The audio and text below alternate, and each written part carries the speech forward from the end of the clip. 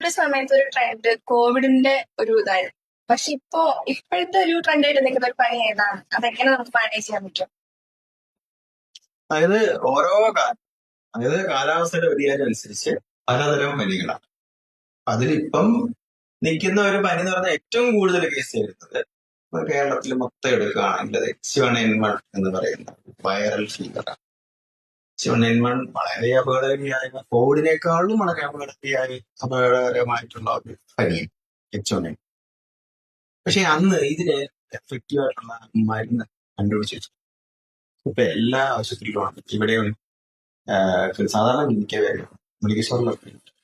പക്ഷെ അത് അനാവശ്യമായിട്ട് കഴിക്കുന്നത് നല്ല, അത് കണ്ടുപിടിച്ച ശേഷം കഴിക്കണം. H1N1 ആണെന്ന് കണ്ടുപിടിക്കണമെങ്കിൽ ഈസിയായ ടെക്നോളജി ഉപയോഗിച്ചാണ്. പണ്ടില് കോവിഡ് ചെയ്ത മാതിരി തന്നെ മൂക്കിനകത്തൊരു സ്വാബ് ഇട്ട് ആ സ്വാബ് ഈ വലിയ ലാബില്ല, ഇവിടെ ഒന്നും ഇല്ല. അപ്പൊ അവിടെ അയച്ചു കൊടുത്ത് റിസൾട്ടിന് വേണ്ടി വെയിറ്റ് ചെയ്യണം. അതൊരു 3 ദിവസം. പക്ഷെ H1N1 ഡയഗ്നോസ് ചെയ്തിട്ടേ ചികിത്സിക്കുന്നവരുടെ വാശിയിലിരുന്നാൽ ചില രോഗികൾക്ക് അസുഖം മൂർച്ഛിക്കാനും മറ്റപകടം കാരണമാകും.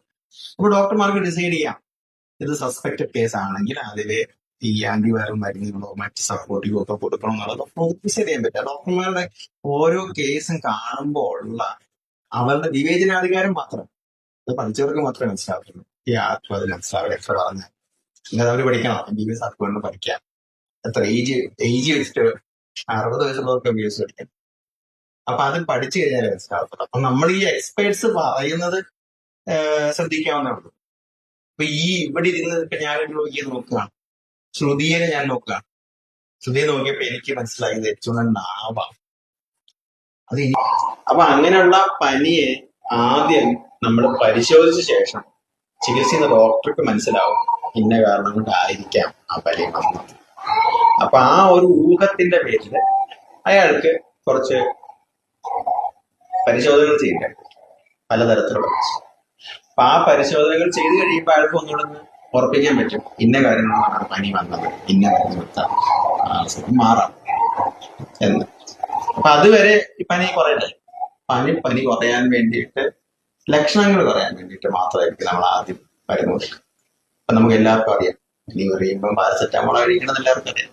പക്ഷെ പാരസെറ്റമോൾ കഴിക്കാമോ, എത്ര കഴിക്കാം, എങ്ങനെയൊക്കെ കഴിക്കാമോ തീരുമാനിക്കേണ്ടത് അതുമായിട്ട് ബന്ധപ്പെട്ട് പഠിച്ച ഒരാൾക്ക് മാത്രമേ, അത് ചികിത്സിക്കാൻ അറിയുന്ന ആൾക്കാർക്ക്, ശാസ്ത്രീയമായിട്ട് ചികിത്സിക്കുന്ന ആൾക്കാർക്ക് മാത്രമേ അത് നിർണ്ണയിക്കാൻ കഴിയൂ. അപ്പൊ അതുകൊണ്ട് അത് അങ്ങനെ ചെയ്യും. നിശ്ചിത സമയത്തിനുള്ള റിസൾട്ട് വരാം. പക്ഷെ ചില റിസൾട്ട് ഇപ്പൊ നമ്മൾ പണ്ട് കോവിഡ് വന്നപ്പം കോവിഡ് ഉണ്ടെന്ന് അറിയാൻ വേണ്ടി ടെസ്റ്റ് ചെയ്യാറുണ്ട്. അപ്പൊ അതിന് 2 തരം ടെസ്റ്റ് ഉണ്ട്. സ്വാബ് ടെസ്റ്റ്, റാപ്പിഡ് ടെസ്റ്റ് എന്ന് പറഞ്ഞിട്ടുണ്ടാവും. അപ്പൊ റാപ്പിഡ് ടെസ്റ്റ് ചിലപ്പോൾ പോസിറ്റീവ് ആവും, ചിലപ്പോൾ നെഗറ്റീവ് ആവും. അതിൽ തന്നെ പറയുന്നുണ്ട് 90% കേസുകൾ മാത്രമേ ചിലപ്പോൾ ഇതിനകത്ത് പോസിറ്റീവ് ആവത്തുള്ളൂ. അതിന് ഫെയിലിയർ റേറ്റ് ഉണ്ട്. അത് സിമ്പിൾ ആയിട്ട് ചെയ്യുന്ന ഒരു ചെറിയ മെത്തേഡ്, PCR പോലത്തെ ഹൈ ക്വാളിറ്റിയിലെ ഭയങ്കരമായ ശാസ്ത്രീയമായ എക്യുപ്മെന്റ്സ് ഉപയോഗിച്ച് ചെയ്യുന്ന ഒരു രീതിയെ അപേക്ഷിച്ച് നാട്ടിലെല്ലാവർക്കും പെട്ടെന്ന് കിട്ടാൻ വേണ്ടി ചെയ്യുന്നൊരു പരിപാടിയാണ്. PCR കുഴപ്പം എന്താണ്, 2-3 ദിവസം എടുക്കും റിപ്പോർട്ട് വരാൻ. അപ്പൊ അതിന് മുമ്പ് ചികിത്സിക്കേണ്ടത് ആവശ്യമുണ്ടോ എന്ന് അറിയാൻ വേണ്ടി ചെയ്യുന്നൊരു ടെസ്റ്റാണ്. അപ്പൊ റാപ്പിഡ് ടെസ്റ്റ് ചെയ്താൽ ചിലപ്പോൾ നെഗറ്റീവ് ആയിരിക്കും. എന്ന് വെച്ചാൽ ഡോക്ടർമാർക്ക് തന്നെ അറിയാം ചിലപ്പോൾ കൺഫേം ആയിട്ടും കോവിഡ് അല്ല, നിങ്ങൾക്ക് ചിലപ്പോൾ PCR ചെയ്യേണ്ടി വരും. നമ്മൾ അങ്ങനെയൊക്കെ ചെയ്തിരുന്ന ആളാണ് അടുത്ത്. ഈ 2019 മുതൽ 2022 വരെ കോവിഡിന് പുറകെ പോയി നമ്മൾ പ്രതിരോധിച്ച ആൾക്കാരാണ്. അപ്പം അത് ആണെന്നറിയുമ്പം അതിന് നിലവിലുള്ള ട്രീറ്റ്മെന്റ്, ആദ്യം ട്രീറ്റ്മെന്റ് ഇല്ലായിരുന്നു, പിന്നെ കുറച്ച് ട്രീറ്റ്മെന്റ് വന്നു, ആ ട്രീറ്റ്മെന്റ് പിന്നെ മോഡിഫൈ ചെയ്തു. അങ്ങനെയാണ് ഓരോ അസുഖത്തിനും. ഇപ്പൊ പുതുതായിട്ട് വന്ന അസുഖമായിട്ടാണ് ആദ്യം ട്രീറ്റ്മെന്റ് കണ്ടുപിടിക്കുന്നത്. ഇപ്പോഴും എഫക്റ്റീവ് ട്രീറ്റ്മെന്റ് ഒന്നും ഇല്ല. പക്ഷെ എന്നാൽ ആൾക്കാരുടെ ജീവൻ എങ്ങനെ രക്ഷിക്കാൻ പറ്റും എന്നുള്ള രീതിയിൽ റിസർച്ച് നടത്തുന്ന ഭാഗമായിട്ട് നമുക്ക് നിലവിൽ കുറച്ച് എങ്ങനെയാണ് ആ അസുഖം മാറ്റേണ്ടതെന്നുള്ള അറിവുണ്ട്. ആ അറിവ് വെച്ച് നമ്മൾ മാനേജ് ചെയ്യുന്നു, അസുഖം മാറ്റുന്നുള്ളത് മാത്രമേ. എന്ന് പറഞ്ഞ പോലെ തന്നെയാണ് ഈ എല്ലാ പനികളും. ഈ പറയുന്ന എല്ലാ പനികൾക്കും പുറകിലൊരു കാരണമാണ്.